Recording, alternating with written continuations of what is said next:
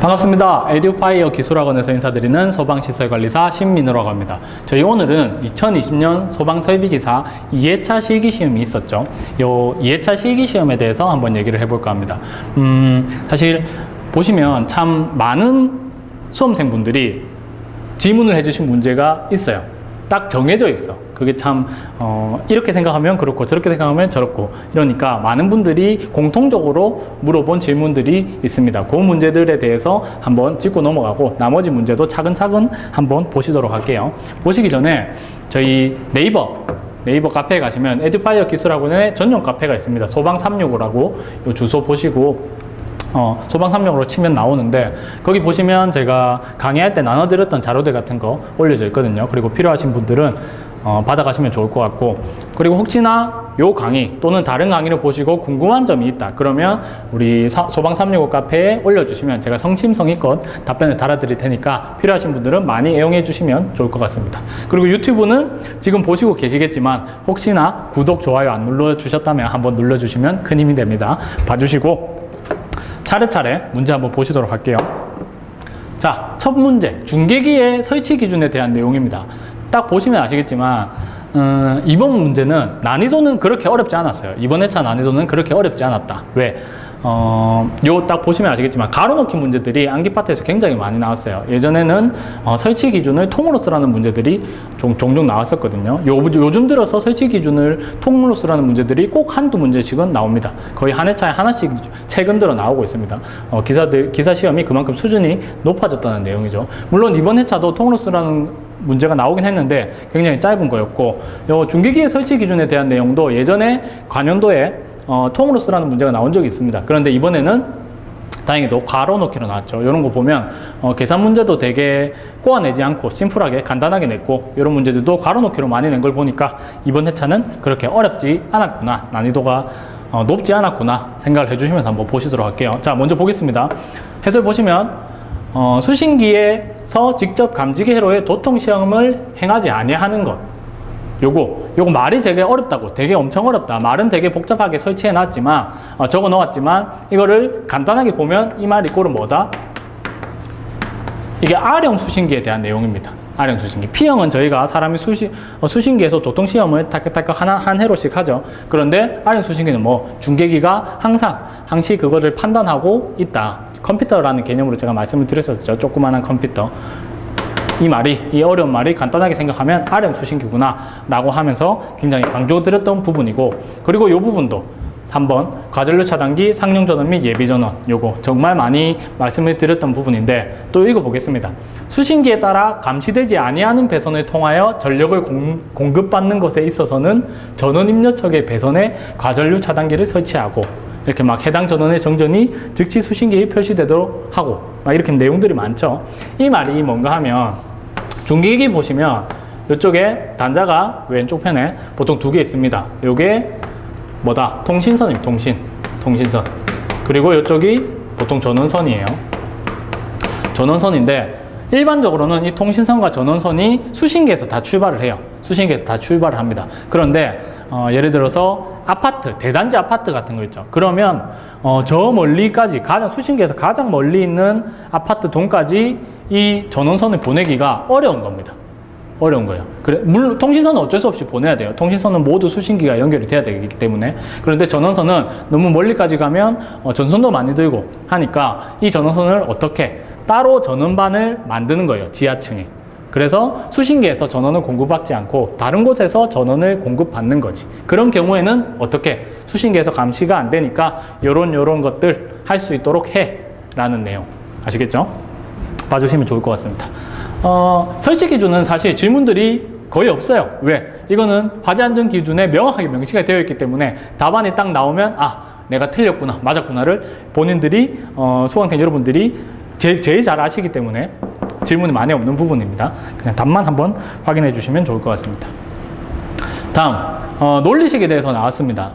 제가 강의하면서 마지막 시간에 우리 수강생분들에게 나눠줬던 모의고사 문제가 있어요. 한 회차 정도의 분량으로 해서 나눠줬던 문제가 있는데 거기서 당연히 논리식도 언급을 했습니다. 했는데 논리식은 사실 경우의 수가 너무 많아요. 너무 많고 제가 언급했던 문제는 사실 요거보다는 조금 단순하게 여쭤봤었는데 여기에서는 이번에는 릴레이 회로, 논리 회로, 그리고 진리표까지 다 물어봤죠. 그래서 조금 논리식 중에서는 그래도 조금 난이도를 높여서 낸 것 아니냐라는 생각이 듭니다. 다 물어봤기 때문에 여러분들이 다 알아야 되니까. 논리식에서는 사실 다른 거는 크게 중요치 않습니다. 이거는 뭐 물어보기는 많이 물어봤지만 굉장히 간단하게 물어본 거예요. 왜 그런가 하면 자, 우리 AND, 여기서는 AND 그리고 OR 낫만 알면 사실 거의 뭐 다 할 수 있는 거기 때문에 크게 어렵지 않다. 이 AND는 뭡니까?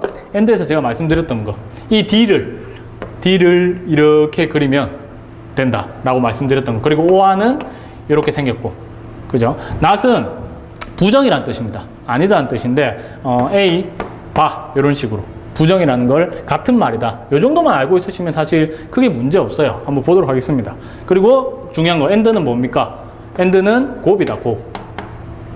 모두 만족해야 됩니다. 모두 만족해야 돼. OR은 뭐 합이다. 합. 더하는 거예요. 요거는 한 가지만 만족해도 됩니다. 아시겠죠? 그래서 곱일 경우에는 모두 만족해야 되고, 더하기일 때는 하나만 만족해도 값이 참값이 나온다라는 거. 아시겠죠? 그리고 여기 바가 있죠. 바. 요게 부정을 나타내는 것이다 라고 말씀드렸던 거. 요것만 아시면 크게 어렵지 않습니다. 한번 보시도록 할게요. 답안은 한번 봐주세요. 한번 봐주시면 되고, ABC 곱이니까 이게 뭡니까? 직렬이죠. 그래, 여기서 하나 더 중요한 거, 직렬이다. 그리고 합은 뭐였습니까? 병렬이다. 보시죠. 그러면 ABC가 곱으로서 다 직렬로 연결되어 있죠. 그리고 더하기였으니까 얘 자체가 병렬로 연결되어 있고, A, B,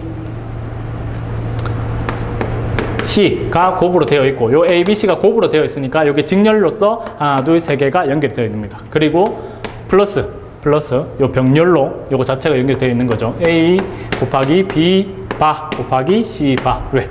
이렇게 되어 있죠. 이렇게. 여기 나타내면 이렇게 된다. 곱셈이니까 직렬로 나타내고, 요거 자체들이 덧셈이니까 병렬로 되어 있다. 요건 되게 쉽습니다. 릴레이 회로 그리는 거는 되게 쉬워요. 봐주시면 되고, 그리고 논리회로에 대해서도 한번 보시도록 하겠습니다. 논리회로도 BC가 바였죠. 낫이어서 요 점이 있는 거 있죠. 요게 낫 표시입니다. 낫 표시. 요것만 봐주시면 그리는 데는 크게 어렵지 않을 것 같습니다. 그리고 진리표를 한번 보시도록 할게요. 진리표에서 1이 나오는 것만 한번 보시도록 하겠습니다. 1이 나오는 거. 1. 자, 값을 뭐를 넣었을 때 A에 1을 넣고 B에 0을 넣고 C에 0을 넣었을 때 한번 보도록 할게요. 자, A에 1 넣고 0 넣고 0 넣어. 근데 이건 뭡니까? AND죠. AND. 모두 만족해야만 무슨 값이 참값이 나온다는 거야. 하나라도 0이 있으면 당연히 0이 나오겠지. 그죠? 여기 0으로 입력이 될 것이고, 여기도 한번 보도록 하겠습니다. 1 넣었어. 0을 넣어야 되는데, 0 넣어야 되는데, 낫이 붙어 있죠. 이러면 0이 아닌 것, 반대 걸 넣는 거예요. 1을 넣어요. 그리고 0 넣었는데 또 낫이 있으니까 1을 넣는 겁니다. 이때 뭐가 됩니까? AND인데, 1 또는, 1 AND 1 AND 1 AND는 거야. 전부 다 만족을 하죠. 그때는 이게 참값이 1이 되는 겁니다. 그죠? 요거 두 개를 더하면, OR는 합이죠. 하나만 만족하면 돼요. AND가 아니야. OR이야. 그래서 참값이 1이 나오는 거야. 여기서는 1이 나온다. 아시겠죠? 111 한번 보실까요? 111 한번 보시면 여기에 111 다 넣었습니다. AND니까 당연히 여기에 1 나오겠지. 그죠? 여기는 사실 보지 않아도 돼. 왜? 보지 않더라도 0값이 나오더라도 1이 참값이 있기 때문에 합계만 하면 1값이 나오는 거야. 이해되시죠? 쉽습니다. 그리고 나머지 것들은 어떤 걸 보면 쉬운가 하면 여기만 보셔도 사실 충분해요. 여기만 보셔도 0이 나오는지 아닌지만 보셔도 충분합니다. 왜? 어느 것 하나만 0이 들어있어도 여기서는 무조건 0이 나올 것이고, 그죠? 111을 제외한 모든 것에 0이 하나씩 들어있죠. 그러니까 여기서는 무조건 0이 하나 나올 것이고, 여기서만 0이 나오는지 아닌지만 판단하면 값을 알 수 있기 때문에 요것만 잘 보시면 어렵지 않다. 한번 보도록 할까요? 001 넣은 거 한번 봅시다. 0, 0, 1을 넣어야 되는데 낫이 있다. 그래서 1, 0 값이 들어갑니다. 이렇게 되면 사실 0이 하나만 있어도 무조건 0이 나오는 거야. 그러니까 다 값이 0이 되는 겁니다. 아시겠죠? 여기서 어느 하나만 0이 들어가더라도 AND이기 때문에 0 값이 나오면 무조건 0이 나온다. 아시겠죠? 진리표가 좀 처음에는 되게 어렵게 다가갈 수 있는데 이해만 하시고 나면 되게 쉬워요. 되게 쉬운 부분 중에 하나입니다. 보시면 답은 11 나오는 게 어떻게 100 넣었을 때 그리고 111 넣었을 때만 11이 나온다. 나머지는 다 0으로 나오더라. 아시겠죠? 기본 개념 요게 제가 참 중요하다고 말씀드렸었습니다. AND 요 기억해 주시고 곱이고 직렬이고 OR 요 기억해 주시고 합이고 병렬이다. 낫은 부정의 바값이 들어간다 라는 거, 반대값이 들어간다는 거, 요것만 하시면 크게 어렵지 않았을 것 같다. 요거는 논리로 부분은 몇 번만 연습해 주세요. 몇 번만 연습해 주시면 익숙해지시면 좀 점수를 가져갈 수 있는 부분 중에 하나이기도 합니다. 좀 어렵게 나오면 사실 조금 어렵게 다가갈 수도 있는데 요거는 좀 되게 간단하게 나온 거기 때문에 한번, 그리고 자주 나오진 않습니다. 자주 나오진 않지만 한번 봐주시도록 하시고, 그 다음에 요 문제 제가 참 질문을 많이 받았습니다. 어떤 질문들을 많이 받았느냐, 뭐 극수만 적었다, 프레임 크기 이런 것들 적지 않았다, 내용 그러면 맞다고 해주느냐 라는 질문 많이 받았었고, 그 다음에 뭐 프레임만 적었다, 프레임의 크기인데 프레임만 적었다, 요것도 맞다 해주시나, 이런 것들, 이런 질문도 참 많이 받았고, 제일 많이 받았던 게 전격 전류가 전격 용량이라고 적으신 분들이 꽤 많으시더라고요. 그것도 맞다고 해주느냐라는 질문들을 많이 받았었는데, 아무래도 채점을 하실 때 3극 25A 이런 거 다 적어주신 분들 있죠. 이런 분들을 매기시다가 극수, 프레임의 크기, 전격 전류 이런 것만 적으신 분들을 만나면 조금은 채점자께서 조금의 불이익은 줄 수 있을 것 같아요. 그래도 극수다, 프레임의 크기다, 전격 전류다라는 거는 명확하게 적으셨다면 많은 감점은 있을 것 같지는 않습니다. 그리고 많이 물어보셨던 거 요거 전격 전류, 전격 용량과 전격 전류는 엄밀히 말하면 조금 다릅니다. 왜 그런가 하면 단위가 달라요. 단위가. 전격 전류는 전기기기가 정상 작동할 때 소모되는 전류에 대한 크기입니다. 그래서 전격 전류는 암페어 단위를 써요. 근데 전격 용량은 와트 단위를 써요. 그죠? 그래서 조금은 달라. 그래서 요거는 조금 불이익이 될 수 있는 부분일 수도 있겠다라는 생각이 드는 부분입니다. 아시겠죠? 답안을 쓰셨던 분들 내가 어떻게 적었는지 아시죠? 요 정도, 요것도 참 정말 오랜만에 한번 나왔어요. 정말 오랜만에 한번 나온 거. 참 계륵 같은 문제 중에 하나입니다. 이걸 가지고 가야 되나 말아야 되나 참 고민을 하다가 제가 책에 수록을 했던 내용인데 요번에 또 나오더라고. 또 한 10년 있다가 다시 한번 나오지 않을까 그런 예상을 한번 해봅니다. 봐주시면 좋을 것 같고. 그 다음에 이거 되게 사실 간단한 문제죠. 간단한 문제입니다. 다른 거는 물어보시는 건 없고, 이게 왜 단상이냐, 단상인지 아닌지 어떻게 구분하시냐라고 물어보는 분들이 계시던데, 소방에서 삼상은 뭐 요런 표현들 있죠. 요런 표현. 그리고 뭐 펌프 전동기, 여기에서만 삼상을 사용해요. 펌프 전동기에서만. 나머지는 삼상을 사용하는 곳이 없어, 소방에서는. 나머지 것들은 다 단상이라고 생각해 주시면 됩니다. 여기는 뭐 어려울 게 없습니다. 어려울 게 없어요. 그냥 대입만 해주시면 돼요. 요 식에다가.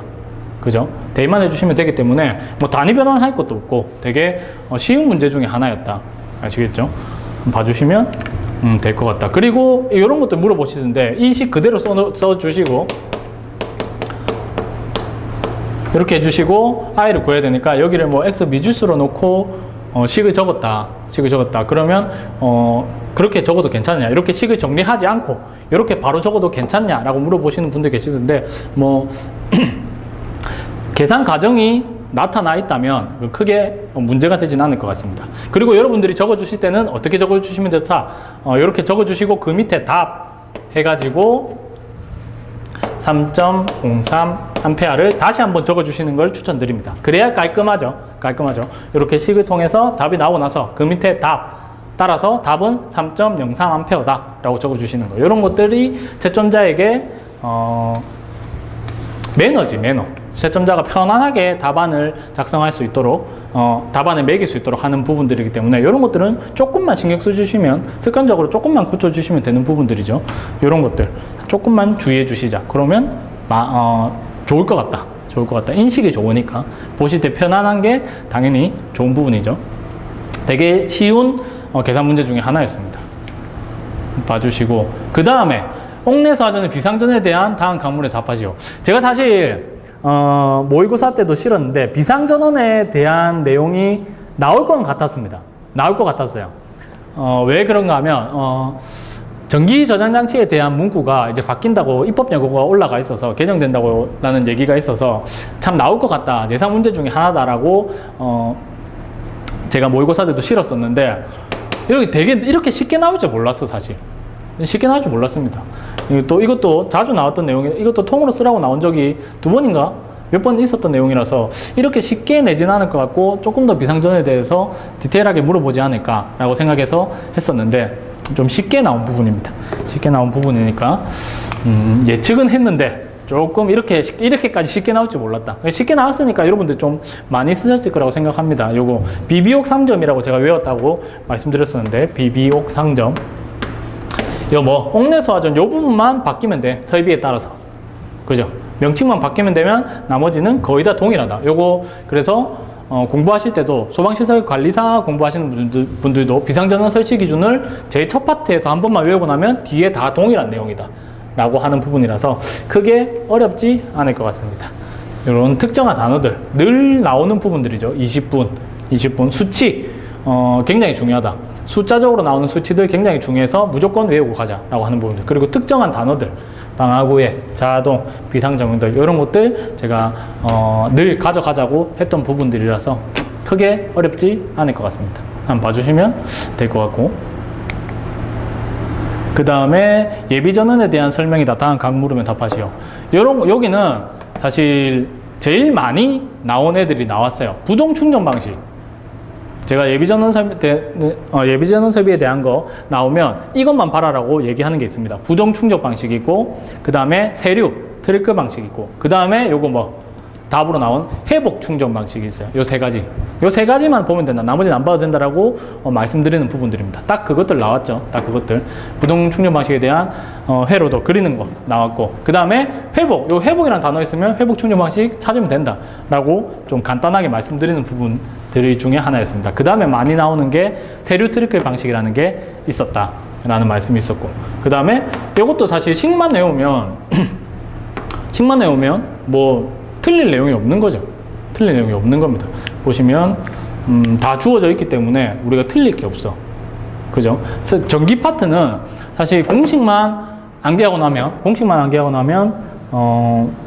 그냥 대입입니다. 단수 대입이에요. 문제를 막고 와서 낼 게 없습니다. 기계 파트와 달리. 그래서 공식만 제대로 외우면 그냥 문제 나오는 거 대입해서 계산기만 잘 두드리면 되고, 단위 한산만 조금 주의하면 된다라고 제가 말씀드리는 부분들 중에 하나입니다. 그래서 가성비가 가장 좋은 파트 중에 하나다. 어떤 파트가? 계산 문제 파트가. 왜냐하면 공식이 한 17개 정도가 나와요. 총 여태까지 나왔던 공식이 한 17개 정도가 있는데, 그 중에서도 한 9개, 10개 정도가 가장 많이 빈출이 높습니다.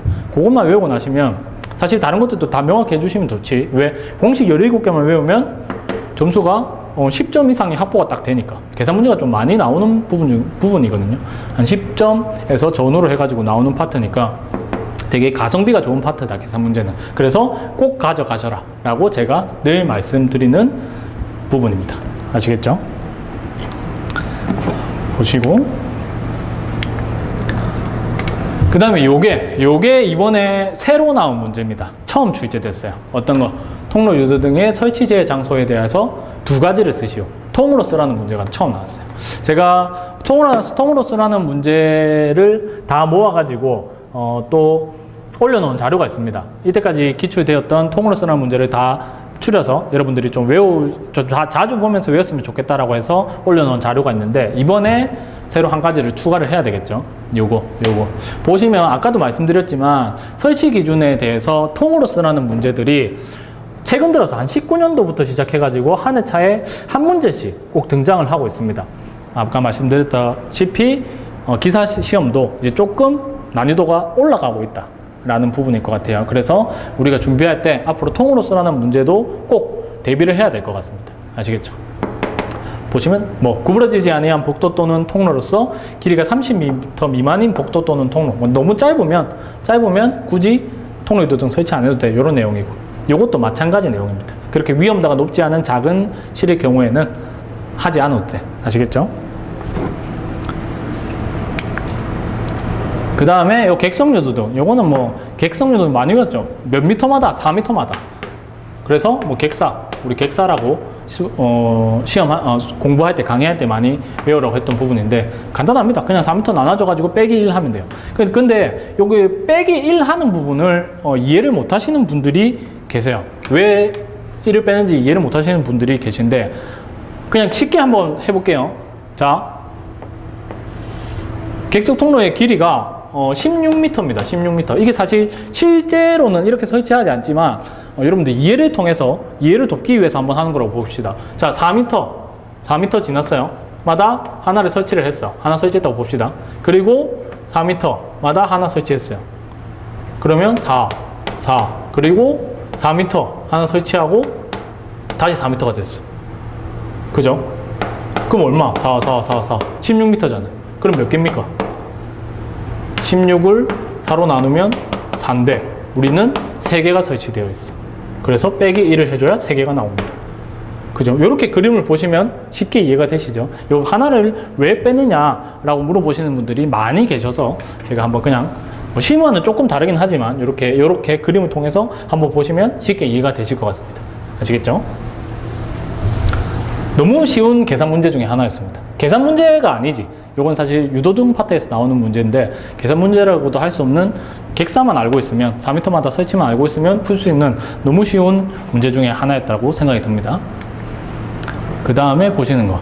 자, 그 다음에 보실 내용이 공기관에 대해서 많이 나왔었습니다. 이런 식으로도 나오고 뭐 똑같이 가로놓기로 나오는 것과 똑같은 내용입니다. 똑같은 내용인데 이번에는 제가 안타까운 게 제가 모의고사 냈던 거 마지막에 쳤던 모의고사에 정원식을 냈었어요. 정원식 감지선형. 여기 공기관식 차동식 분포형이 너무 많이 나왔었거든요. 너무 많이 나왔어서 이번에는 정원식 감지선형 타이밍인 것 같다 라고 제가 판단해서 냈었는데 이번에 공기관식이 나왔습니다. 공기관식. 배점도 큽니다. 배점. 그죠? 가로놓기로서 굉장히 쉬운 문제였는데 여기 수업할 때도 너무 많이 강조를 드리고 했던 부분이라서 굉장히 쉬운 문제였는데 제가 정원식 감지선형을 찍긴 했지만 공기관식이 나왔더라. 너무 쉽게 나왔어요. 배점도 크고. 늘 말씀드렸던 거죠. 이 부분 뭐 어떻게 해라.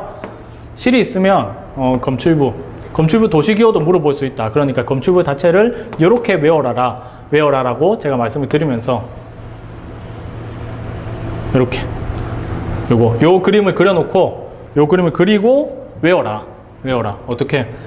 수치들을 제가 이미지화 시켜서 외우면 굉장히 도움이 많이 된다. 이해가 쉽다. 그래서 이미지화 중에 하나가 요겁니다. 요거 1.5m. 감지구역 각 부분과 공기관식 감지기까지의 거리가 1.5m. 어디 있습니까? 여기 있는 3번. 감지구역 각 부분과의 수평거리. 그죠? 1.5m. 그 다음에 요 사이. 어디 있습니까? 공기관 상호간의 거리. 그죠? 이게 일반적으로는 6m예요. 그런데 내화구조의 경우에는 9m로 가능합니다. 이 문제가 뭐였습니까? 내화구조라고 했었죠. 그래서 9m예요. 9m. 아시겠죠? 뭐 미터는 뭐 적어주셔도 되고 적어주시는 게 좋겠네요. 9m. 왜? 일반적으로는 6m인데 내화구조인 경우에는 안전도가 높으니까 9m까지 널널하게 설치하더라도 허용해 줄게 라는 개념입니다. 완화시켜주는 개념이죠. 그래서 이렇게 이 문제도 많이 물어보시더라. 6m 적고 가로 열고 이 내화구조라는 걸 못 보고 6m 적고 가로 열고 내화구조의 경우에는 9m라고 적었는데 맞게 해주나요? 라고 많이들 물어보시더라고. 이 문제를 사실 놓친 부분이기 때문에 조금의 불이익이 있을 수는 있겠지만 뭐 9m 내화구조인 경우에는 9m라고까지 적어주셨으면 이 사람이 알고는 있구나, 명확히 알고는 있구나 정도는 메시지는 충분히 전달할 수 있을 것 같습니다. 너무 걱정은 안 하셔도 좋을 것 같다. 아시겠죠? 이 그림으로 외우라고 했고 그 다음에 뭡니까? 2번 요거 감지기 20m에서 100m까지 늘 적던 부분. 왜? 이 공기관이 어떤 건가 하면 볼펜심 있죠? 모나미 안에 있는 볼펜심, 그 정도 굵기의 얇은 동간이라고 생각해 주시면 돼요. 금속간이라고 생각해 주시면 돼. 중공 동간이라고 표현을 하죠. 중공, 가운데 중자에 비공자 써서 가운데가 볼펜심처럼 비어있는 동간을 사용합니다. 그래서 그 내부에 있는 불이 나면 공기관이 열을 받아서, 동간이 열을 받아서 그 내부에 있는 공기가 팽창을 하고 거기에 따라서 감지기가 동작하는 건데, 너무 짧거나 너무 길면 공기관 내부에 있는 공기가 열을 받아서 부풀어 오는 부피가 팽창하는 시간이 너무 짧고 너무 길어지겠죠. 그래서 그걸 방지하기 위해서 길이가 정해져 있습니다. 그죠? 얼마? 최소 20m 이상으로 해야 되고 몇 미터 이하로 100m 이하로 해야 된다. 그래서 이렇게 같이 적어주면서 외우라고 했던 부분. 그죠? 그리고 여기 검출부가 몇 도? 5도. 5도 이하로 기울어지면 안 돼. 5도 이하로 벽에 설치할 때 5도 이상 경사되면 이게 기울어져 있으면 동간을 연결할 때 뭐 동간에 굴곡이 생긴다. 이 정도로 생각해 주시면 쉽다고 제가 말씀을 드렸던 부분입니다. 아시겠죠? 그리고 검출부 높이에 대한 것도 있죠. 높이 하면 뭐 전부 다 0.8에서 1.5m 이하죠. 0.8m 이상 1.5m 이하. 그죠? 요거까지 저희가 적어서 외웠었지. 이미지화 시켜서 외우면 좀 편하다라고 했던 부분들. 그죠? 너무 많이 나왔어서 조금 방심을 하긴 했지만 뭐 중요하다고 많이 언급드렸던 부분이기 때문에 많이들 적으셨을 거라고 생각이 되는 부분입니다. 몇 점 더 높았다는 거 봐주시고, 그 다음에 자, 이 문제도 참 질문을 많이 받았던 문제 중에 하나입니다. 왜? 한번 보시도록 할게요. 자, 일단 보시면 지하 4층, 지상 11층 건물에 비상 콘센트를 설치하려고 한다. 다음 각 물음에 답하여라. 조건을 잘 보셔야 돼요. 지하 각 층의 바닥 면적은 300제곱미터이며, 그러니까 지하 2층 300, 지하 2층 300, 300, 300씩 있는 거지. 그 다음에 각 층의 출입구는 한 개소. 요거는 사실 크게 의미가 없는 조건 중에 하나지만 여러분들 헷갈리라고 혼란을 주기 위해서 내놓은 문구 중에 하나겠죠. 그 다음에 계단에서 가장 먼 부분까지의 수평거리가 20m이다. 요건 중요하게 보셔야 돼. 중요하게 보셔야 됩니다. 왜? 수평거리에 대한 기준이 있지. 비상 콘센트가 일반적으로는 50m인데 지하층의 경우에 설치할 때는 25m로 해라라는 기준이 있죠. 왜? 지하층은 위험하니까, 지하 쪽은 위험하니까 조금 더 많이 설치해 라는 개념입니다. 그죠? 그래서 이 수평거리에 대한 거는 굉장히 중요한 요소 중에 하나입니다. 그리고 어떤 거, 콘센트는 한 구짜리로 한다. 한 구짜리. 요 말도 많이 문제가 되는 부분 중에 하나예요. 한번 체크를 해놔 주시고 일단 답을 보시고 한번 보도록 할게요. 자, 비상 콘센트 설치 기준에 관한 것. 지하층의 층수가 3층 이상이고 지하층의 바닥 면적의 합계가 1000제곱미터 이상인 것은 지하의 모든 층에 설치를 해야 됩니다. 즉 보시면 300짜리가 4개가 있어. 그러면 1200이겠지. 그러면 지하층의 바닥 면적 합계가 1000을 넘죠. 그러면 지하층에 전체 설치를 해야 되는 거예요. 그죠? 그리고 또 뭐 있습니까? 우리가 가장 많이 보는 거. 층수가 12층 이상인 층에 비상 콘센트를 설치를 해야 돼요. 그래서 설치하자면 11층에 설치를 해야 되고 지하 1층부터 지하 4층까지 설치를 해야 됩니다. 그래서 어떻게 한 층 지상 12층에 하나 하고 지하 1, 2, 3, 4층까지 해서 5개를 설치를 하시면 돼요. 5개를 설치를 하시면 됩니다. 이렇게 제가 말씀드리면 많은 분들이 물어봅니다. 10개가 아니냐, 왜 10개가 아니냐라고 물어보시는가 하면 이 문구 때문에 그래요.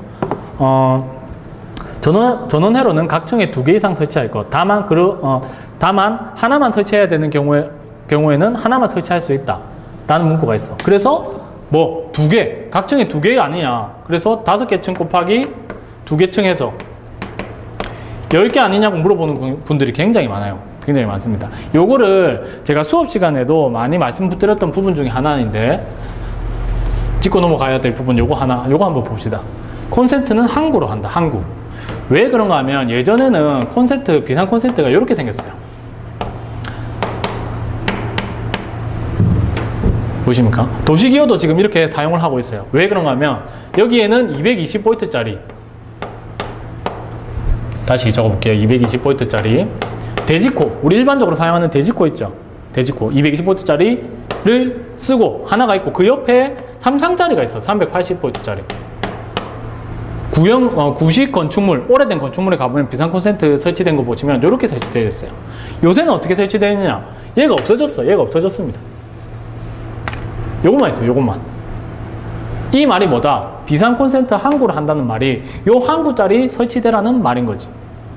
이해가 되시죠? 그래서 예전에는 뭐 각 층에 2개 회로 할 걸 시라고 하더라도 이미 이렇게 2개 회로가 설치가 되어 있기 때문에 크게 의미가 없는 문구였어요. 의미가 없는 문구였습니다. 그리고 요새는 이제 이렇게 되고 나서도 되었기 때문에 지금도 사실 의미가 없지. 왜? 하나만 설치해야 되는 층에는 하나만 설치할 것. 하나만 설치하는 층에는 그냥 하나만 설치해도 되는데 그 앞에 문구가 이상하게 사족처럼 딸려있는 느낌입니다. 아시겠죠? 그리고 또 하나.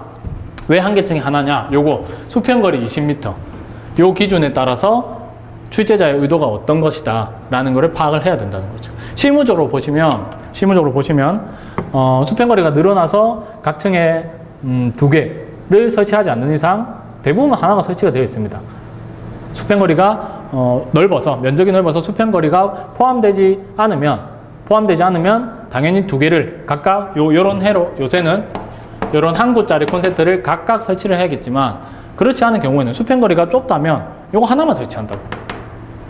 실무적으로 요새 아시겠죠? 그러니까 출제자의 의도는 뭐다? 수평거리 20m라는 기준을 주고 이 면적 작아. 그리고 콘센트는 항구로 해. 예전처럼 이렇게 3구짜리 같이 써 있는 거 쓰지 않아. 그때 몇 개 설치해야 되는지 구해봐 라는 의도라는 거죠. 아시겠죠? 요거 이렇게 설명을 드려도 사실 다시 한번 또 말씀드린 문구 전원회로는 각 층에 2개로 설치할 것, 요 문구를 계속 말씀을 하시면서 물어보시겠지만, 출제자의 의도는 요것과 요 기준을 명확하게 주면서, 계단에서 가장 먼 부분까지의 수평거리를 명확하게 주면서, 한 개씩 설치하는 요즘 것들에 대한 것을 물어본 것 같다. 아시겠죠? 이렇게 판단이 됩니다. 그래서 5개가 된다. 라는 거. 이렇게 5개. 설치되는 층은 지상 11층, 그리고 지하 1, 2, 3, 4층. 5개 층이 된다. 5개 될 것 같습니다. 각 층에 하나씩. 그 다음에 경계구역의 설정 기준에 관한 내용. 요것도 저희 마지막 모의고사 때 경계구역 문제를 냈는데 이렇게 쉽게 나올 거라고는 상상도 못했습니다. 당연히. 경계구역의 개수를 구해라. 각 층의 면적을 주어지고 경계구역의 개수를 구해라라는 문제를 저는 출제를 했었는데 그 문제를 구하려면 이건 당연히 알아야 되는 내용이거든요. 그죠? 너무 저희가 상식적으로 알아야 되는 내용이기 때문에 이거는 제가 경계구역 문제 풀면서도 말씀을 드렸습니다. 이런 문제가 나온 적도 있다. 종종 나왔었지만 이거는 너무 쉽다. 이거는 베이스 중에 베이스다. 이 기준을 알지 못하면 그 뒤에 우리 계산으로서 경계구역 수를 구하는 문제는 절대 풀 수 없는 문제다. 라고 하면서 이건 기본 중에 기본이다. 라고 말씀드렸던 것들. 되게 쉽죠? 600. 여기서는 나오지 않았으면 2개 건축물에 미치면 안 되고 2개 층에 미치면 안 돼. 대신 1, 2층의 합계가 500 이하면 그죠? 그때는 해도 돼. 라는 것들. 되게 간단한 기본 중에 기본이었습니다. 그런데 많이들 틀린 부분, 못 적으신 문제는 뭐다? 요거 3번. 요거 많이 못 적으셨어. 그죠? 재현설비, 재연구역. 정말 별거 아닌데 한 번만 읽어봤으면 참 어렵지 않은 부분이었는데 요게 시험장에 가면 이런 것들이 잘 안 떠오르는 부분 중에 하나입니다. 요거를 못 보시는 분들이 좀 많더라고. 재현설비, 재연구역까지. 요 부분을 제외하고는 요 1, 2번은 거의 완벽하게 쓰셨을 거라고 생각이 됩니다. 재현설비, 재연구역이 조금 아쉽다라는 거. 그 다음에 Y델타 기동회로, 미완성 도면인데 이게 시퀀스 회로도 할 때 시퀀스 회로도는 제가 수업할 때 말씀드리죠. 사실 보통 한 문제에서 정말 많이 나오면 2문제까지 나오는 파트 중에 하나다. 그리고 안 나올 때도 아예 안 나올 때도 종종 있다. 그렇기 때문에 또 많이들 어려워하는 파트이기 때문에 조금 공부 우선순위에 대해서는 조금 뒤로 미뤄야 되는 파트 중에 하나이다 라고 말씀드렸었는데 요새 이번에 나왔죠. 종종 한 문제씩은 거의 나온다고 보시면 돼요. 그리고 배점도 그렇게 작지 않아. 한 6점에서 10점 사이 정도가 됩니다. 그러니까 나중에 공부를 많이 중요하신 계산 문제라던가 암기 파트나 그 다음에 전성가닥수는 많이 하시고 그 다음에 시퀀스를 손을 대라라고 하는 부분 중에 하나인데 Y데이터 기동회로 미완성 도면에다 그리시오 라는 거예요. Y데이터가 나오면 먼저 중요한 게 뭐가 있느냐, 요게 자 문제를 보시면 주회로 부분이 있고 보조회로 부분이 있어요. 제어회로라고도 하겠는데 요 부분이 주회로 부분입니다. 그리고 요 부분이 보조회로 부분이지. 주로 이렇게 물어봐. 주로. 요 주회로 쪽 결선해라. 그 다음에 보조회로 쪽 결선해라. 이거 둘 다 물어본 건데 주회로 쪽은 되게 쉬워요. 굉장히 쉽습니다. 이게 뭐 저희 강의 들으신 분들은 아시겠지만 Y데이터 회로 또는 정력전 회로 그리고 예비전원 전환 회로 같은 것들 있죠. 그런 것들은 그냥 이런 식으로 계산을 해주시면 돼. 그 다음에 반대로. 그죠? 무슨 말씀인지 아시겠죠? 정력전 회로는 아닙니다. 요 Y데이터랑 상용전환, 예비전환 회로까지는 이렇게 해주시면 되고 상용전원, 예비전원 전환 회로는 그 다음에 정력전 회로 있죠. 정력전 회로. 요거는 어떤 식으로 계산을 해줘라. 요렇게. 어떤 부분을? 주회로 부분을. 되게 쉽다라고 말씀드렸던 부분. 이게 거저주는 문제 중에 하나입니다. 이게 무슨 말이냐? 이게 무슨 말이냐? 이게 1번, 2번, 3번이 있고 4번, 5번, 6번이 있어요. 1, 2, 3, 4, 5, 6 이런 식으로 연결해 주시면 됩니다. 1, 2, 3, 4, 5, 6 이런 식으로 연결해 주면 된다. 이게 무슨 말이냐? 답을 보면서 한번 보실게요. 이게 1, 2, 3이야. 그리고 이게 4, 5, 6입니다. 그러면 이거는 Y데이터 회로니까 어떻게 연결하면 되나? 이렇게 연결하든가 이렇게 연결하든가 상관없습니다. 한번 보실까요? 1번에서 땄죠? 1번이 어디로 갑니까? 6번으로 가네. 1번이 6번으로 가는구나. 그러면 2번이 4번으로 가고 3번이 5번으로 오겠네. 확인해 볼까요? 2번이 그렇죠. 4번으로 가고 3번이 5번으로 오겠네. 그죠? 이런 식으로 배선을 해주라는 거예요. 이것만 알면 사실 되게 너무 간단한 것 중에 하나죠. 정력전 회로는 1, 2, 3, 4, 5, 6 이게 딱딱딱 정해져 있어요. 그림이 굉장히 이쁘게 나옵니다. 요것만 알고 가자라고 많이 강조했던 부분입니다. 주회로 부분. 요것만 그래도 뭐 어느 정도는 맞다고 해주시지 않겠습니까? 그죠? 그 다음에 보조회로 그릴 때 중요하신 부분 어떤 게 있습니까? 강조했던 부분인데 정력전 회로 또는 Y데이터 그리고 상용전원, 예비전원, 전환 회로는 무조건 어떤 게 나온다? 인터록 회로라는 개념이 나온다. 인터록 회로. 이게 상대 동작 금지 회로라고도 하는데 다른 게 아니야. 다른 게 아닙니다. 제가 수업할 때 설명드렸던 건 이런 거죠. 여러분들이 뭘 떠올리시면 되느냐? 뭘 떠올리시면 되느냐? 예능을 떠올리시면 돼. 예능. 아는 형님을 떠올리시면 돼. 그리고 음악 퀴즈 낼 때 호동이 팀과 영철이 팀이 있어요. 영철이 팀이 있습니다. 그러면 호동이 팀이 답을 알아. 그러면 부저를 누르죠. 부저를 먼저 눌렀습니다. 그러면 얘가 동작할 때는 영철이 팀이 아무리 눌러도 동작을 안 하는 거죠. 이해되십니까? 그게 인터록 회로입니다. 내가 동작 중에는 상대편이 동작 못하게 하는 개념. 아시겠죠? 그래서 Y데이터랑 상용전원, 예비전원, 전환 회로랑 그 다음에 정력전 회로일 때는 인터록 회로에 대한 개념이 무조건 보조 회로에 따라옵니다. 요거를 염두에 두시고 인터록 회로를 구성해 주시면 크게 어렵지 않다. 자, 생각해 보십시오. Y데이터가 Y로 기동하다가 데이터로 넘어가는 거죠. 전동기가, 펌프 전동기가 한 30%의 힘으로 Y로서 돌다가 그 다음에 데이터로 넘어가서 100%의 힘을 내는 Y데이터. 즉 Y로 기동할 때는 데이터 100%로 동작하면 당연히 안 되겠죠. 그리고 데이터로 동작하면 Y로 기동하면 안 될 것이고, 그러니까 상대 동작 금지 회로. 요게 Y데이터고, 상용전환, 예비전환도 마찬가지. 상용전환 들어올 때는 예비전환 안 들어와도 되지. 그죠? 들어오면 안 되겠지. 그 다음에 상용전환이 끊겼을 때는 예비전환이 무조건 돌아야 되니까. 아시겠죠? 인터록 회로의 개념이 그런 것이다. 그래서 보시면 가장 중요한 건 그거예요. M1, 이게 Y 쪽이죠. 여기 보시면 M2에 B접점이 무조건 들어와. 그죠? 그 다음에 M2에는 M1의 B접점이 무조건 들어와. 요게 제일 중요한 핵심입니다. 왜? 이거 돌 때는 M1의 B접점이 떨어지는 거야. 그죠? 그럼 이건 무조건 동작 안 해. 그죠? 그리고 M2 돌 때는, M2에 전원 투입됐을 때는 M2의 B접점이 무조건 떨어지는 겁니다. 그럼 이거 무조건 동작 안 하겠지. 아시겠죠? 요 개념. 요것만 알면 사실 구성하는데 크게 어렵지 않습니다. 아시겠죠? 나머지는 보시면 돼. 푸시버튼 온 스위치는 뭐랑 무조건 같이 계정기랑 무조건 자기 짝지를 이룬다 라는 거 보시면 되고, 그죠? 그 다음에 타이머. 우리 Y데이터는 타이머가 필요합니다. 타이머가 있어야 돼요. 왜? Y로서 한 3초에서 5초 정도 돌다가 본인의 100%의 힘에서 한 30%의 힘으로 살살 워밍업 시키다가 한 3초에서 5초 정도 워밍업 시키다가 설정한 시간이 지나고 나면 100%의 힘을 낸다고. 아시겠죠? 그래서 여기 설정한 시간이 지나면 자 차근차근 한번 보시도록 할게요. 좀 처음 제가 기초를 말씀드리지 않고 바로 요 Y데타 헤로를 하면 바로 들으시면 조금 어려우실 수도 있지만 한번 차근차근 보도록 하겠습니다. 먼저 푸시 버튼 ON 스위치를 눌렀습니다. 그러면 얘가 붙어. 얘도 바로 붙어. 그죠? 그래서 얘를 떼더라도 계속해서 전류가 흐른다 라는 개념. 그러면 일단 얘가 동작을 합니다. M1이 동작을 한다고 봅시다. M1이 동작을 해요. 그러면 M1이 여기 있죠. B접점이. 이게 떨어집니다. 그래서 무조건 이쪽은 전류가 흐르지 않는 거예요. 아시겠죠? 그렇게 돌고 있다가 이 타이머에서 정한 시간이 지났습니다. 그러면 타이머의 정한 시간, B접점이 떨어집니다. 만약에 3초라고 했을 때 3초가 지나면 얘는 떨어지고 3초가 지나면 얘는 붙는 거예요. 그죠? 그러면 이렇게 전류가 흐르는 겁니다. 그럼 M2에 전류가 들어오면 여기는 M2 B접점은 떨어지겠지. 그래서 여기는 전류가 안 흘러.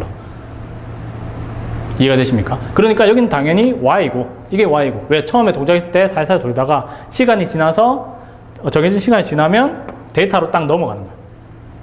아시겠죠? 요 개념. 그리고 뭐 그려 넣으시는 거는 요거 외동계전기는 당연히 여기 있으니까 같이 그려 넣어 주시면 되고 그 다음에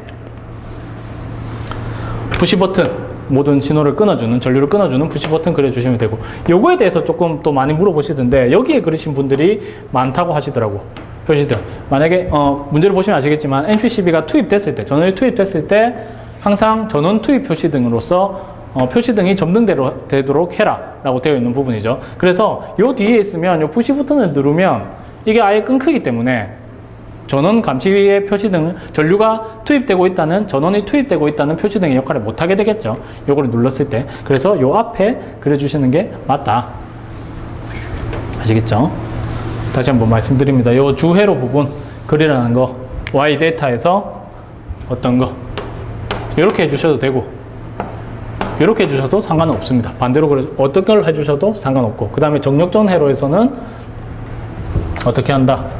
이렇게 이쁘게 1, 2, 3이 차례대로 구성이 된다.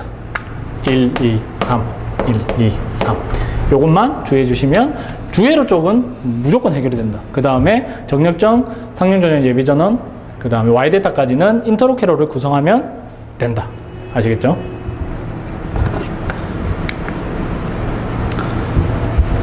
그 다음에 요것도 질문을 참 많이 받았습니다. 리크 구멍이 축소되었을 때, 확장되었을 때, 뭐 이런 거 써야 되느냐? 굳이 안 써도 됩니다. 그 다음에 감전기의 작동 시간이 빨라진다.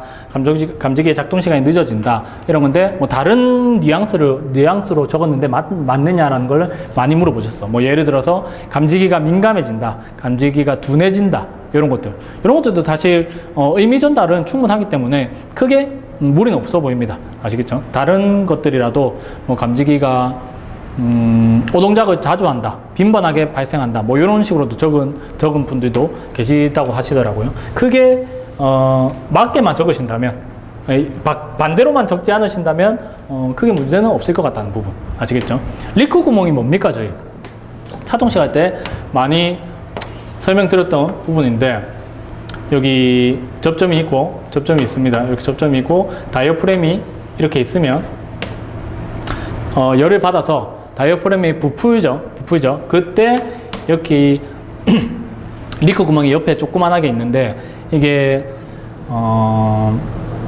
실제 화재가 아닌 서서히 공기의 내부 온도가 올라가는 것들 있죠. 그런 경우에는 동작을 하면 안 되겠죠. 급격스럽게 화재가 발생했을 때 급격한 온도 변화에 의해서만 동작해야 되기 때문에 서서히 부풀어 오르는 공기는 이 리크 구멍을 통해서 서서히 빠져나가서 감지기가 동작을 하지 않는 오동작을 방지해주는 것이 리크 구멍입니다. 그래서 이 리크 구멍이 좁으냐 넓으냐의 차이에 의해서 얘가 빨리 동작하고 늦게 동작하고 하기 때문에 리크 구멍에 대해서 물어본 거 요거 리크 구멍이 뭔지만 알고 이해만 하시면 크게 어렵지 않았던 부분 중에 하나라고 생각이 듭니다. 그 다음에 요것도 제가 당연히 우리 또 마지막 모의고사 때 실었던 계산 문제 중에 하나입니다. 전동기 용량 구하는 건 너무 많이 나왔어요. 너무.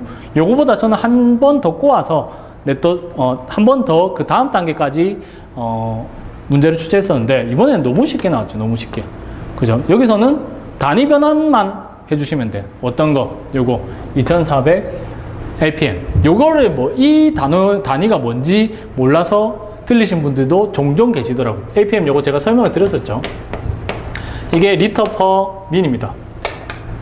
APM이 리터 퍼 민이다. 그죠? 그래서 우리가 필요한 단위로만 바꿔주면 돼. 유량이. 뭐, 미터 세제곱, 그 다음에 퍼 세크. 미터 세제곱이니까 뭡니까? 2.4 미터 세제곱 퍼 민이 된 거야. 그래서 이 민을 없애주기 위해 60분의 1. 얘를 초로 바꾸기 위해서 60분의 1을 해주는 겁니다. 요게 초로 바꿔주는 녀석이다. 리터 퍼 민을. 그죠? 이 단위 번호만 하나만 신경 쓰고 나면 나머지는 그냥 단순 대입이기 때문에 이것도 정말 쉬운 계산 문제 중에 하나였다고 생각이 됩니다. 기본 중에 기본. 저는 오히려 모의고사에는 한 번 더 꼬아내서 이 문제들을 좀 많이 맞추셨을 것 같다는 생각이 듭니다. 그 다음에 이 문제가 참 많은 논란이 되었던 문제죠. 참 많은 논란이 되었던 문제인데 일단 보시면 이게 도면 문제죠. 이번에 유일하게 도면 문제가 한 문제 나왔어요. 보통은 한 두세 문제 정도 나오는데 이번엔 도면 문제가 한 문제 나왔어. 그래서 도면 문제를 좀 어려워하시는 분들은 어려워하시기 때문에 많이 시험 난이도 자체가 또 그렇게 어렵지 않았다는 걸 다시 한 번 더 말씀을 드리게 되네요. 이거 보시면 여러분들이 헷갈려 하시는 거는 딴 게 아니야. 딴 게 아닙니다. 이것 때문에 다들 헷갈려 하세요. 이거 연면적이 2000으로 주어졌어. 그죠? 이것 때문에 헷갈려 하십니다.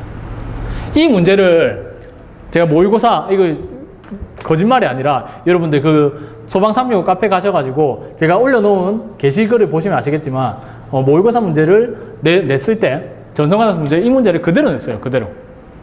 모의고사 문제에 제가 이 문제를 그대로 수록했습니다. 저희 책에 있는 기출 문제를 그대로 수록했었는데 많이들 헷갈려 하신 이유가 이것 때문입니다. 연면적 때문에. 적중률은 정말 굉장히 좋았었습니다. 적중률이 정말 굉장히 좋았는데 요것 때문에 많이들 헷갈려 하셨어. 그런데 한번 보시도록 하시면 일단 요것만 없으면 이 2000이라는 문구만 없으면 전성가닥수가 9가닥이라는 거에 대해서 뭐 이견이 없으실 거예요. 그리고 오회로용 사용한다는 거에 대해서 이견이 없으실 거예요. 그죠? 저 조건만 없으면. 저 조건만 없으면. 그런데 저도 답을 오회로용 9가닥 이렇게 말씀을 드리는데 왜 그러냐에 대해서 한번 차근차근 보도록 하겠습니다. 자, 다른 답안을 작성하시는 분들의 다른 답안을 작성하시는 분들의 논리는 그겁니다. 자, 연면적이 2000이다. 그럼 지상 3층이니까 이거를 하나의 층으로 나누면 한 층의 면적이 666.66 얼마가 나오기 때문에 그 67이다. 이러면 어떻게 된다? 경계구역. 하나의 경계구역의 면적이 얼마였습니까? 600이었죠. 그러니까 두 개의 경계구역으로 된다. 그래서 두 회로로 나눠야 되는 거 아니냐라고 말씀들을 하시는 거지. 그래서 전선가닥수의 차이가 생기고 회로수의 차이가 생기는 겁니다. 요거를 한번 차근차근 보도록 할게요. 자, 일단 그림 한번 보실까요? 이렇게. 요 발신기 세트에 종단저항이 있죠. 요 실제 그림에서는 우리 개통도상에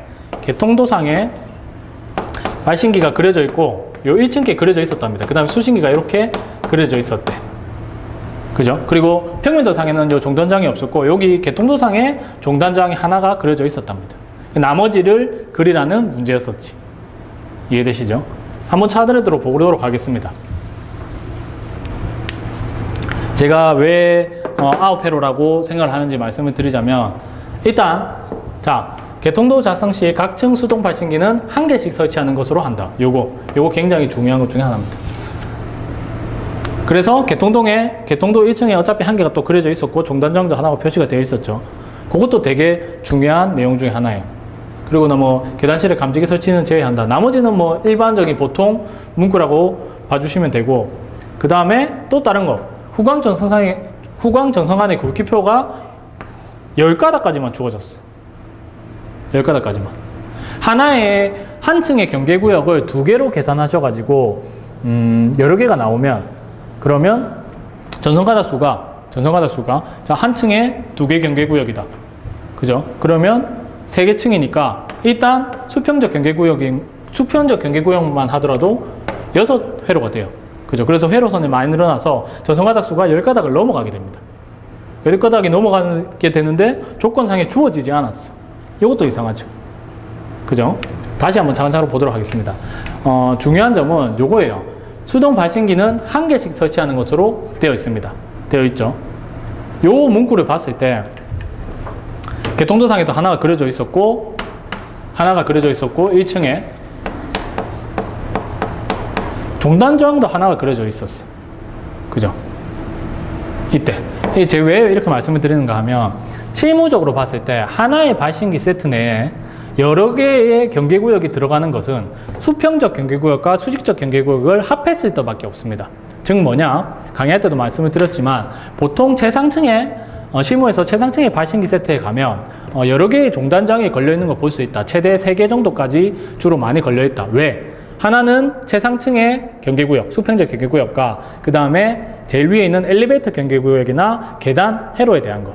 요 3가지가 같이 있기 때문에 수평과 수직을 합한 것에서는 발신기 세트 내에 종단장이 여러 개가 설치가 되어 있어요. 하나의 발신기 세트 내에. 그런데 어떠한 경우라도 발신기 세트 하나에 수평적 경계구역이 2개, 3개 들어있는 경우는 없습니다. 이해가 되십니까? 다시 한 번 더.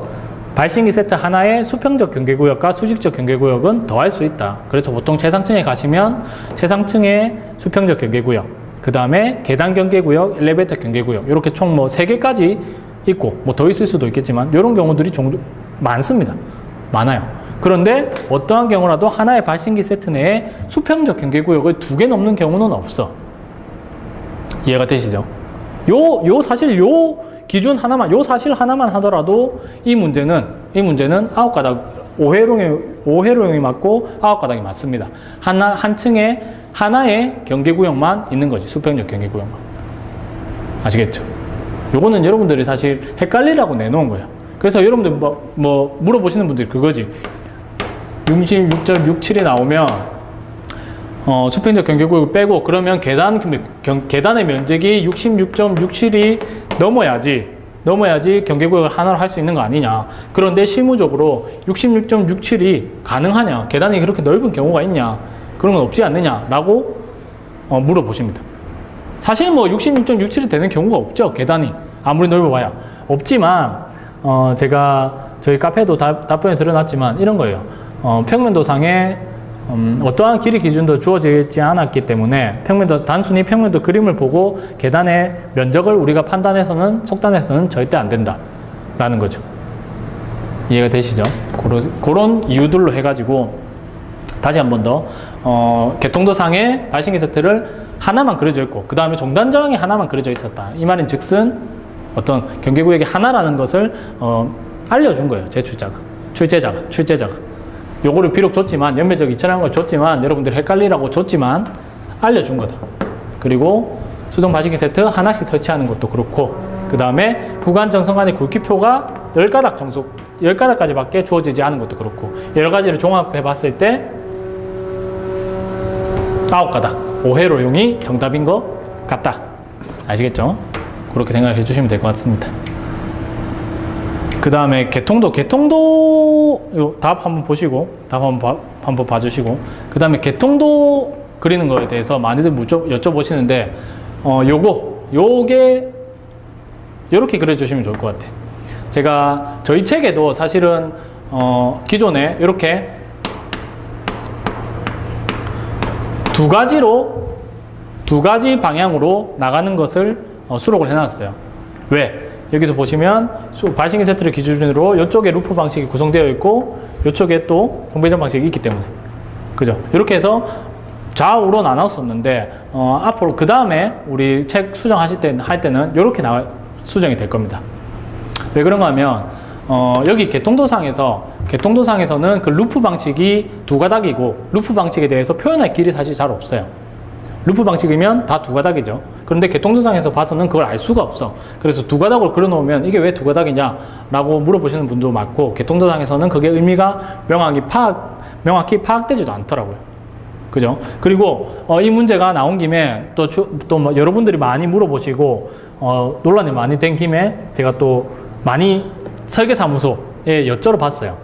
제일 설계사무소가 제일 사실 실무적으로 가장 명확한 답을 줄 수 있는 곳이 아닌가라는 생각이 들어서 한번 물어봤습니다. 여쭤봤을 때 이렇게 말씀을 하시더라고. 개통도가 사실 가보시면 뭐 실무적으로 보시면 정말 여러 가지 케이스가 있어요. 어떻게 이렇게 발신기 세트만 그려놓고 간선만 표시해 놓는 경우도 있고 감지기는 안 그려놓는 경우도 있습니다.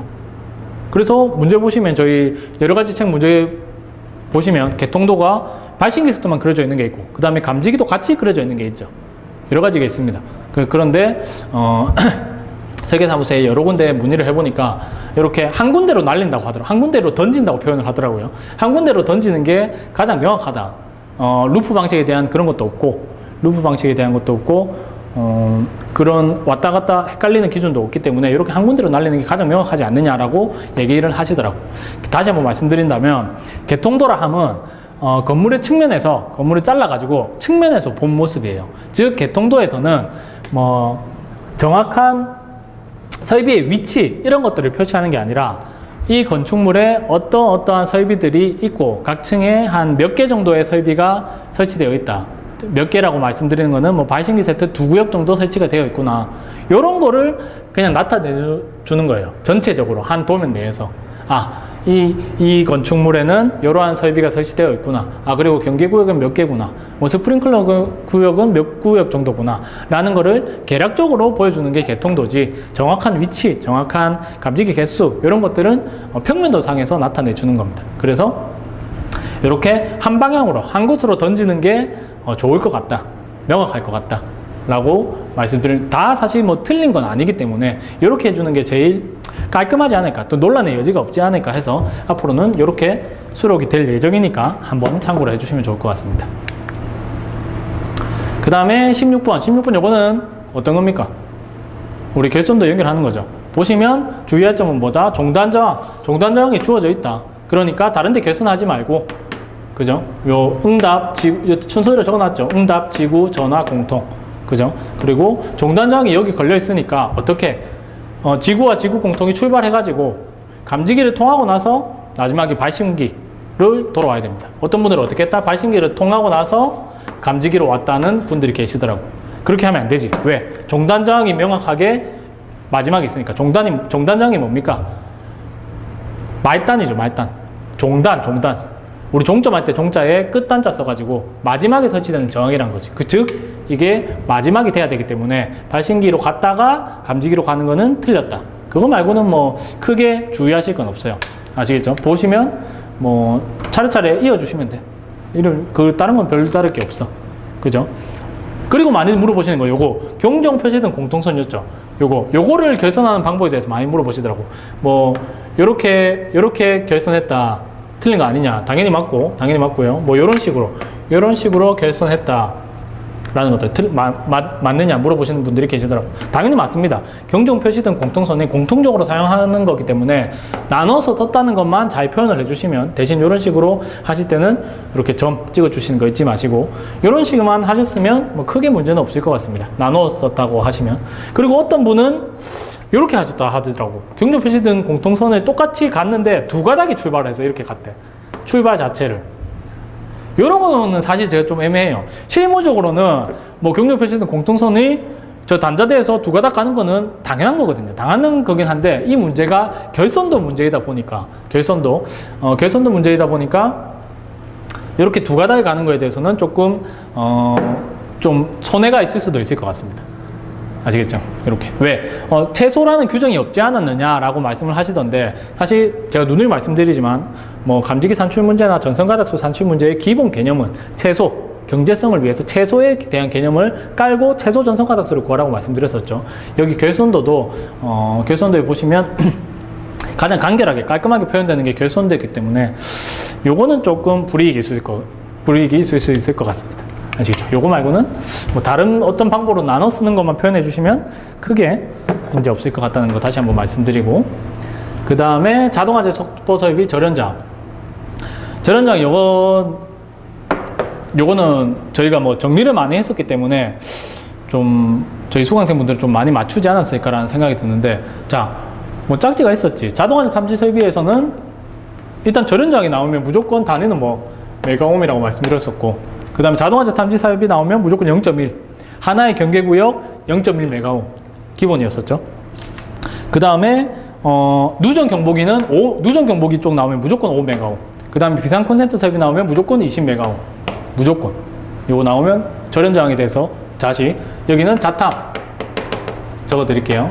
그 다음에 5 메가옴은 어떤 거? 누전 경보기. 누전 경보기에 대해 절연장에 대해서 나오면 무조건 5 메가옴. 그 다음에 비콘에 대해서 비상 콘센트 설비 때 절연장 나오면 무조건 22옴이었다고. 그 다음에 어떤 거? 가자.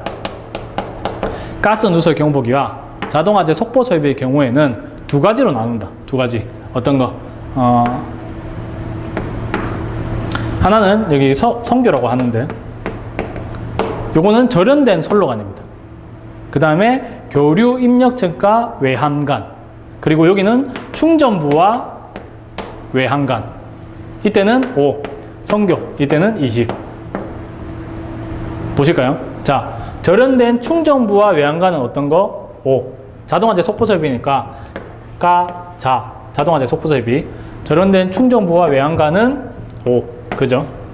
그 다음에 성교니까 절연된 선로관. 그 다음에 교류 입력층과의 외함간은 20. 그죠? 요거는 뭐 많이 자주 나올 때마다 절연장에 대해서, 각 설비에 대한 절연장에 대해서 나올 때마다 저희 수강생 분들에게는 정리를 해드렸던 부분인데 많이 맞추셨을 거라고 믿습니다. 요 나중에 다른 분들께서도 절연장에 대한 거 나오면 이렇게만 정리하시면 되게 간단해요. 다시 한번 말씀드릴게요. 자탐, 뭐 하나의 경계구역, 뭐 이런 문구 많이 나오고 가로놓기로. 그 다음에 0.1 메가옴 무조건입니다. 그죠? 그 다음에 누전 경보기는 5 메가옴. 그 다음에 비콘은 20. 비콘 쪽은 무조건 20. 그 다음에 가스 누설 경보기와 자동화재 속보 설비의 경우에는 두 가지로 나눈다. 어떻게? 충전부와 외함간 5 메가옴. 그 다음에 성교라고 해가지고 절연된 선로관. 그 다음에 교류 입력층과 외함간. 요거는 20. 요 정도만 정리해 놓으시면 절연장 나오는 부분은 다 해결이 됩니다. 아시겠죠? 요것도 점수를 뭐 많이 잃지는 않으셨을 것 같습니다. 획득해야 되는 부분 중에 하나. 그 다음에 마지막 문제. 요것도 저희 뭐 전동기 문제 뭐 마지막 모의고사 때 당연히 넣었던 거지. 당연히 넣었던 거. 정말 많이 나오는 문제 중에 하나거든요. 그래서 요거까지 했으면. 제가 마지막 모의고사에 꽤 많은 것들이 적중률을 했어. 우리 수강생 분들이 그거를 유심히 풀고 다 풀어서 제가 제출하라고 했기 때문에 많이들 푸셨을 거라고 생각이 됩니다. 여러분들 혹시나 못 믿겠다면 저희 카페 가가지고, 소방365 카페 가가지고 한번 보시면 마지막 모의고사라 올려놓았던 게 있습니다. 그거 보시면 제가 말씀드렸던 거는 다 수록이 돼 있었거든요. 한번 봐주시면 좋을 것 같습니다. 이것도 너무 쉽지? 너무 쉬웠죠? 이것도 최전 속도 뭐 구하는 것도 그냥 대입만 하면 끝입니다. 대입만 하면 끝이에요. 뭐 공식만 외우고 있으면 대입만 하면 끝이기 때문에 어려울 게 없었습니다. 다 주어졌죠. 뭐 극수 4 주어졌고 50Hz 주어졌고, 그죠? 다 주어졌었어. 다 주어졌었어. 그래서 처음에 주어진 조건으로 해가지고 슬립을 구하고, 슬립은 일정하다고 했으니까 슬립을 구하고 나서 60Hz로 바꿨을 때 RPM이 얼마냐? 라는 걸 물어보는 거였죠. 그래서 뭐 똑같이 구하셨으면 크게 어렵지 않았을 거다. 그리고 슬립 구할 때 제가 말씀드렸는데 뭐 우리 전자계산기 솔브 기능을 사용하면 참 이항하는 게 그냥 이항해서 풀려면 되게 어려운데 솔브 기능을 사용하면 굳이 우리가 다 이항하지 않더라도 쉽게 구할 수 있다는 거 말씀을 드렸던 부분입니다. 그리고 여러분들도 요거 구할 때뿐만 아니라 솔브 기능 사용하시면 참 좋아요. 솔브 기능에 대해서 혹시 모르신다면 우리 학원에 또 백소나 관리사님이라고 계십니다. 그분께서 정말 친절하게 상세히 찍어놓은, 솔브 기능에 대해서 찍어놓은, 전자계산기 사용법에 대해서 찍어놓은 유튜브 동영상이 있습니다. 그것도 참고해 주시면 굉장히 좋을 것 같습니다. 아시겠죠? 이렇게.